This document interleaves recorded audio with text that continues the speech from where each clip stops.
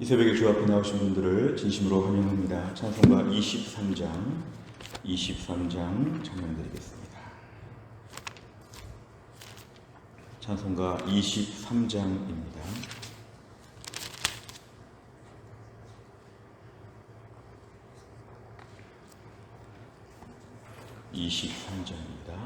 만입이 내게 있으면 그 입 다 가지고 내 구주 주시는 종을 늘 찬송하겠네. 내 은혜로신 하나님 날 도와주시고 그 크신 영광 넓히펴 다 알게 하소서. 내 주의 귀한 이름이 날 위로하시고 이 귀에 음악 같으니 희락되도다. 내 죄의 권세 깨뜨려 그 결박 푸시고 이 추한 마음을 비로소 곧 정케하셨네.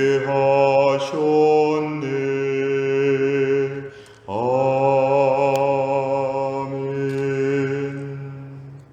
하나님 말씀은 이사야 1장 21절부터 31절까지입니다. 이사야 1장 21절부터 31절까지 말씀, 구약 969페이지에 있습니다.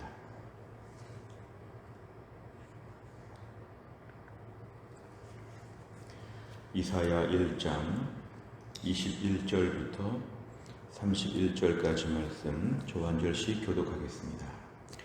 신실하던 성읍이 어찌하여 창기가 되었는고 정의가 거기에 충만하였고 공의가 그 가운데 거하였더니 이제는 살인자들 뿐이로다.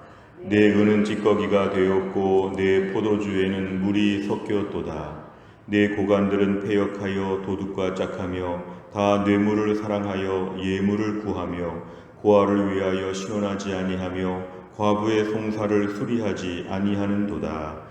그러므로 주 만군의 여호와 이스라엘의 전능자가 말씀하시되 슬프다. 내가 장차 내 대적에게 보응하여 내 마음을 편하게 하겠고 내 원수에게 보복하리라. 내가 또 내 손을 네게 돌려 내 찌꺼기를 제물로 씻듯이 녹여 청결하게 하며 내 혼잣물을 다 제하여 버리고 내가 네 재판관들을 처음과 같이 네 모사들을 본래와 같이 회복할 것이라. 그리한 후에야 네가 의의 성읍이라 신실한 고을이라 불리리라 하셨나니 시온은 정의로 구속함을 받고 그 돌아온 자들은 공의로 구속함을 받으리라. 그러나 패역한 자와 죄인은 함께 패망하고 여호와를 버린 자도 멸망할 것이라. 너희가 기뻐하던 상수리 나무로 말미암아 너희가 부끄러움을 당할 것이요 너희가 택한 동산으로 말미암아 수치를 당할 것이며 너희는 잎사귀 마른 상수리 나무 같을 것이요 물 없는 동산 같으리니. 같이 읽습니다. 강한 자는 사물아기 같고 그의 행위는 불티 같아서 함께 탈 것이나 끌 사람이 없으리라. 아멘. 오늘 본문의 말씀에 21절에 신실하던 성읍 이렇게 말했습니다. 이것은 남유다 예루살렘 백성들이 원래는 신앙생활 잘했을 때가 있었다는 것입니다. 과거에는 신실했다. 지금 같지 않았다. 정말 믿음이 좋았을 때가 있었는데 어찌하여 창기가 되었는가. 이건 매우 극단적인 표현을 하면서 마치 예루살렘이 창녀가 된 것처럼 이렇게 표현합니다. 예루살렘이 히브리어로 여성 명사이기 때문에 지금 여자 중에서 가장 수치스러운 창기가 되었다고 말하는 것은 극단적인 대조를 보여주고 있습니다. 옛날에는 정의가 있었고 공의가 있었고 그리고 지금은 살인자들밖에 없다는 것은 이 성에 있는 사람들이 모두가 다 살인범들밖에 없다는 것은 예루살렘 전체, 남유다 공동체 전체가 굉장히 부패했다는 것을 오늘 얘기합니다. 지금의 상태를 보니까 22절에 내 은은 찌꺼기가 되었고 내 포도주에는 물이 섞였다. 다 옛날보다 몰락했고 불순물이 섞여 있다는 것은 이들이 많이 지금 약해지고 완악해지고 어려워졌다는 것을 얘기합니다. 특별히 23절에 보니까 고관들이라고 했는데요. 이 고관들은 통치자들입니다. 높은 사람들도 나름대로 지도층, 더 믿음도 좋고 생활도 바르고 더 훌륭해야 되는 고관들조차도 패역하였다. 반역자와 같이 되었는데요. 도둑과 짝하고 뇌물을 좋아하고 예물은 선물로 번역할 수 있습니다. 그렇게 선물 받기를 좋아하고 고아와 과부, 제일 도움이 필요한 사람들을 지켜주지 못하고 이들을 외면했다. 억울한 일을 풀어주지 않았다. 결국은 이 성 전체가 지금 강박하게 되었다는 걸 얘기합니다. 이제 24절에 보니까 하나님이 이들을 심판하시면서 장차 내 대적, 여기서의 대적은 남유다 공동체를 말합니다. 하나님이 하나님 백성을 지금 대적이라고 말씀하신다는 것은 앞으로 하나님이 지금 이들을 심각하게 다루신다는 것입니다. 마치 원수를 갚는 것처럼 하나님이 지금 이들에게 보복한다고 하십니다. 하나님이 얼마나 그동안 참으셨는지 더 이상 참지 않고 하나님의 대적이 유다 공동체가 되었습니다. 이건 매우 심각하고 앞으로 매우 큰 어려움이 있다는 걸 암시합니다. 25절에 보니까 내 손을 내게 돌려서 내 찌꺼기를 제물로 씻듯이 하나님이 청결하게 씻겠다는 것인데 오늘 25절도 하나님의 의지가 이들을 씻고야 말겠다, 깨끗하게 만들고야 말겠다는 하나님의 의지입니다. 우리 같으면 이러면 씻어서 쓰지 말고 버려서 그냥 처분해야 되는데 하나님 버리지 않고 씻겠다는 것은 이들을 하나님이 온전케 하시겠다는 하나님의 의지입니다. 26절 내 재판관들을 처음과 같이 하겠다. 내 모사들을 본래와 같이 하겠다. 이것은 뭐냐면은 원래 21절의 말씀처럼 신실하던 성읍으로 다시 이들이 회복될 수 있도록 하나님 만드시겠다. 그래서 의의 성읍, 신실한 고을, 하나님 앞에 다시 좋은 모습으로 너희가 회복되도록 하나님이 강제 집행하시는 것입니다. 씻기고야 말겠다. 고치고야 말겠다. 하나님의 의지를 보여주십니다. 그래서 27절에 보니까 시온은 남유다 공동체 정의로 부속함을 받고 돌아온 자들이 공의로 부속함을 받게 될 것이고 그 사이에서 28절에 패역한 자와 죄인은 이제 정리가 되는 것입니다. 그동안 패역한 자들이 주도하였죠. 이 공동체 가운데서 완악한 자들이 전체를 망가뜨렸는데 하나님이 그들을 그 사이에 패망시킨다는 것입니다. 여호와를 버린 자도 멸망하도록 하신다. 29절에 상수리나무가 갑자기 등장했는데요. 이거는 우상 숭배하는 장소입니다. 상수리나무, 좀 여러 가지 많은 좋은 나무들, 아름다운 동산들, 좋은 곳마다 우상을 만들고 섬겼기 때문에 그런 것들이 이제는 다 부끄러움과 수치를 당할 것이다. 30절 상수리나무 예를 들면서 잎사귀 마른 상수리나무 얼마나 초라하게 될 것인지 그 대단하게 봤던 우상 숭배 장소들이 다 멸망할 것이고 31절 너 중에 강한 자 아무것도 아닌 것처럼 다 망가질 것이다 이렇게 얘기하고 있습니다. 내용관찰을 보시면 첫째 이사야는 신실하던 예루살렘 성읍을 무엇에 비유합니까? 21절에 보면은 창기가 되었다, 살인자가 되었다 이 두 가지로 얘기하는데 굉장히 극단적인 지금 말씀을 통해서 이들의 상태가 얼마나 부끄럽고 어렵게 되었는지 이렇게 말합니다. 두 번째를 보면 하나님께서 예루살렘을 회복시킨 후 예루살렘은 어떻게 불리게 됩니까? 26절 앞으로 장차 궁극적인 회복이 있으면 의의 성읍이라 신실한 고을이라 이렇게 회복되는데 21절에 신실하던 성읍과 이것은 같은 뜻입니다. 하나님이 원래의 좋은 모습으로 고치고야 말겠다 이렇게 지금 말씀하십니다. 세 번째를 보면 이사야는 왜 죄악으로 가득한 예루살렘을 향해 심판이 아닌 청결이라는 표현을 사용하십니까? 25절에 보면은 하나님이 이들을 지금 청결하게 한다 그랬습니다. 청결. 버린다고 하지 않고 깨어 부순다고 하지 않고 청결하게 한다. 오늘 이 말씀이 이사야를 이해할 때 매우 중요합니다. 하나님이 지금 39장까지 무서운 말씀들을 많이 하시는데 그 말씀들의 핵심은 이것입니다. 심판과 멸망이 아니라 청결과 회복이다. 오늘 하나님께서 우리에게 말씀하시는 것 우리를 온전케 만들고자 하신 하나님 마음이 있을 때 하나님의 그 마음은 우리를 향해 때론 따끔하게 우리를 말씀하실 때가 있을 때 섭섭해하지 않아야 됩니다. 내가 얼마나 힘든데 하나님 나를 이렇게 무섭게 모질게 말씀하시는가, 이렇게 하나님을 오해하게 되면 이제 사탄의 이간질에 넘어가는 것입니다. 하나님은 우리를 청결케 하여 주신다. 얼굴에 뭐가 묻었는지, 옷에 어떤 때가 묻었는지, 내 신발에 뭐가 묻었는지 하나님은 그것을 떼어주고 깨끗하게 만들고 고쳐주신다는 것이죠. 아무리 우리가 사랑하는 자녀가 우리에게 다가올 때에 자녀를 너무 사랑하지만 자녀의 얼굴에 음식물이 묻었든지 자녀의 얼굴에 뭐가 묻으면 부모는 그걸 떼어주게 되어 있습니다. 아무거나 묻혀도 다 사랑한다, 이게 아니라 그걸 떼어주는 것이 진짜 사랑이죠. 하나님 오늘 유다 공동체를 통해 말씀하시지만 오늘 우리를 통해서 똑같이 말씀하십니다. 얘야, 내가 너를 고친다. 내가 너를 청결케 한다. 너 다 좋은데 어느 부분에 좀 뭐가 남아있다. 너 많이 좋아졌지만 어느 부분은 아직도 못 고쳤다. 내가 그것을 고치고야 말겠다. 내 삶의 이러한 부분은 분명히 죄인데 네가 아직도 이 죄는, 다른 죄는 고쳤는데 이 죄는 고치지 못하고 있다. 내가 그것을 꼭 지워주겠다. 그것을 해결해 주겠다. 이게 바로 하나님의 의지인데 하나님 우리를 청결케 하신다. 더러워도 사랑하시고 더러워도 구원해 주시고 진작부터 더러웠고 영원히 더러울 수밖에 없는 인생이지만 하나님의 의지는 우리를 향해서 천국 백성 만들어 주신 다음에 깨끗하게 하신다. 깨끗해야 천국 백성 된다는 게 아니라 천국 백성 만들어 놓으신 다음에 깨끗하게 하는 것이죠. 길거리에 있는 아이를 불쌍히 봐서 입양할 때 입양한 다음에 그 아이를 목욕시켜주고 그 아이를 깨끗한 옷을 입혀주는 것처럼 일단 하나님의 자녀로 입양을 시켜주신 이후에 이제 너는 깨끗하게 살아야 된다고 우리를 매일매일 다그치십니다. 아침에 세수했냐고 물어보시고 이는 닦았냐고 물어보시고 옷은 깨끗하게 입었냐고 하시고 더러운 옷은 갈아입으라고 하시고 우리 하나님을 오해하면 왜 이렇게 잔소리를 많이 하시는가? 그냥 사랑만 해주세요. 그것은 하나님의 자녀가 할 소리가 아닙니다. 하나님은 오늘도 우리를 계속적으로 청결케 만들고야 마신다. 하나님의 의지가 우리보다 강하십니다. 더럽게 살려고 작정해도 하나님이 내버려 두지 않으십니다. 그러면서 이런저런 어려움도 주시고 이런저런 마음의 고민도 주시고 깨끗하게 살 수밖에 없도록 저희들을 몰아가시죠.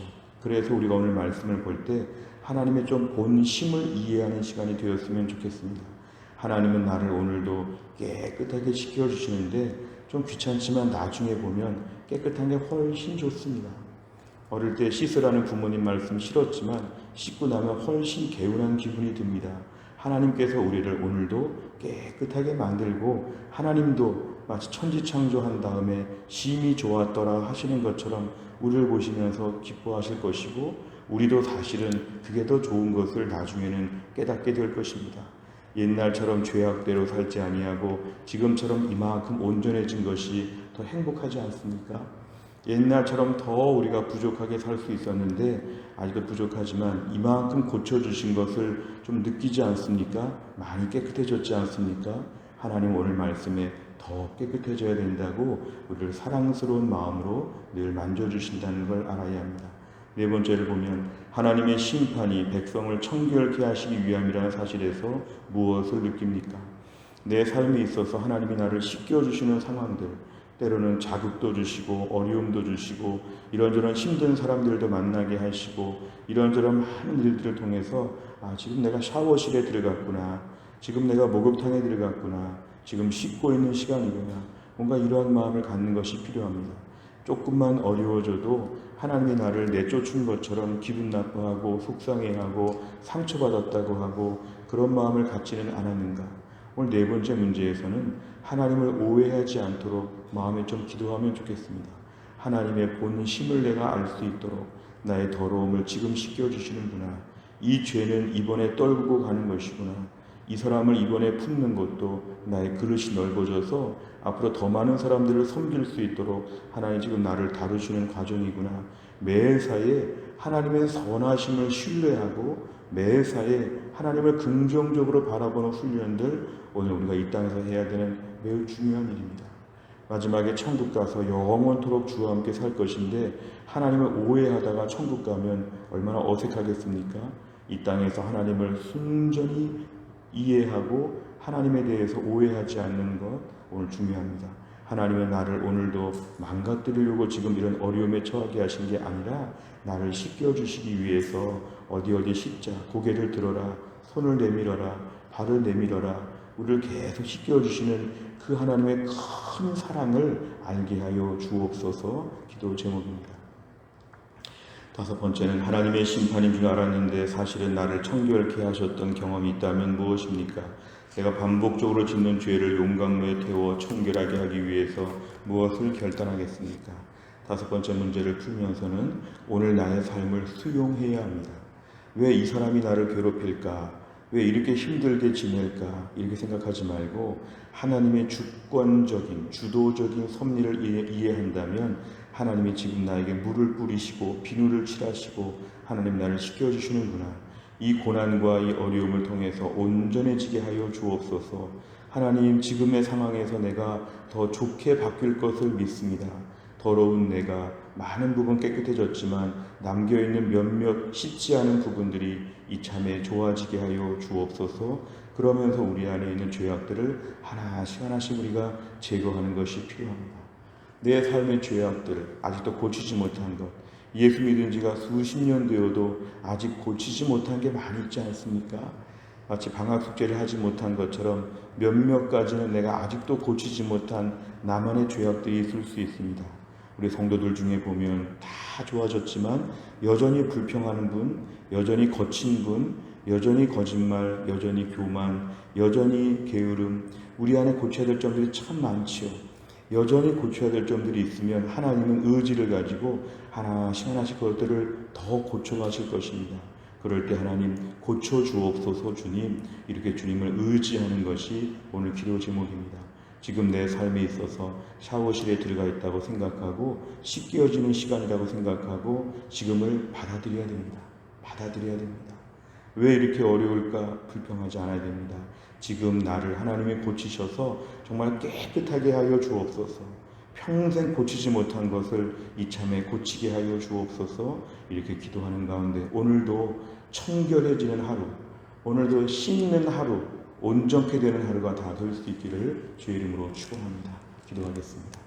하나님 아버지 감사합니다. 오늘도 이 새벽에 하나님이 저희를 깨우시고 주 앞에 나와 기도하게 하여 주심을 감사합니다. 오늘의 말씀을 통해서 이스라엘 백성들의 이러한 극단적인 강팍함과 이들의 타락과 추락을 하나님이 책망하시면서도 이들을 향해서 심판과 멸망을 말씀하지 않고 청결하게 씻기겠다고 하는 하나님 말씀을 저희가 들었습니다. 오늘도 우리의 삶에 크고 작은 많은 어려움이 있고 뭔가 진행되는 힘든 일들이 있지만 이 속에서 우리를 멸망하도록 만드실 하나님이 아니라 이 속에서 우리를 더 깨끗하게, 더 온전하게, 청결하게 만드는 하나님의 주권적인 섭리가 있다는 것을 믿게 하여 주시옵소서. 하나님 아버지, 우산을 가지고 나가지 않아서 밖에서 비를 다 맞고 들어오는 것처럼 초라하고 처량하게 보지 않게 하여 주시고, 집에서 안정적으로 샤워하는 것처럼 깨끗하게 지금 물로 씻는 것처럼 나 자신을 그렇게 보게 하여 주시고, 하나님의 철저한 돌봄 속에 있다는 것을 믿고 오늘도 깨끗함을 추구하며 하나님 앞에서나 우리 스스로 볼 때나 오늘도 온전케 되는 하루가 될 수 있도록 인도하여 주옵소서. 교회 안에 계신 약한 분들이 많이 계십니다. 하나님, 몸이 약한 분들을 하나님이 치료하셔서 깨끗하게 하여 주시고 어려운 시절을 믿음으로 감당할 수 있게 하여 주시옵소서. 우리 하나님 영공원 집사님을 하나님이 고쳐주시고, 김혜영 권사님을 하나님이 고쳐주시고, 유동혁 성도님을 하나님이 고쳐주시고, 신효승 권사님과 한재열 집사님, 또 오늘의 투석을 감당하게 하여 주옵소서. 갑작스럽게 아버님을 잃고 장례를 치르는 우리 청년부 박지원 자매를 하나님께서 위로하여 주시고 모든 장례 일정에 하나님께서 붙잡아 주시기를 원합니다.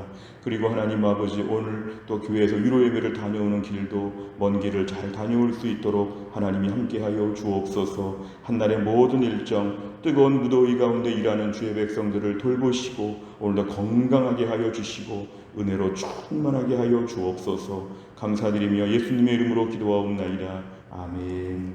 매주 목요일마다 기도하는 백대 기도 제목은 지역사회와 다음 세대를 위해 기도합니다. 57번부터 70번까지 오늘 기도해 주시기를 바랍니다. 주기도문 하겠습니다. 하늘에 계신 우리 아버지여, 이름이 거룩히 여김을 받으시오며 나라의 임하옵시며 뜻이 하늘에서 이룬 것 같이 땅에서도 이루어지이다. 오늘날 우리에게 일용할 양식을 주옵시고 우리가 우리에게 죄 지은 자를 사하여 준 것 같이 우리 죄를 사하여 주옵시고 우리를 시험에 들게 하지 마옵시고 다만 악에서 구하옵소서. 대개 나라와 권세와 영광이 아버지께 영원히 있사옵나이다. 아멘.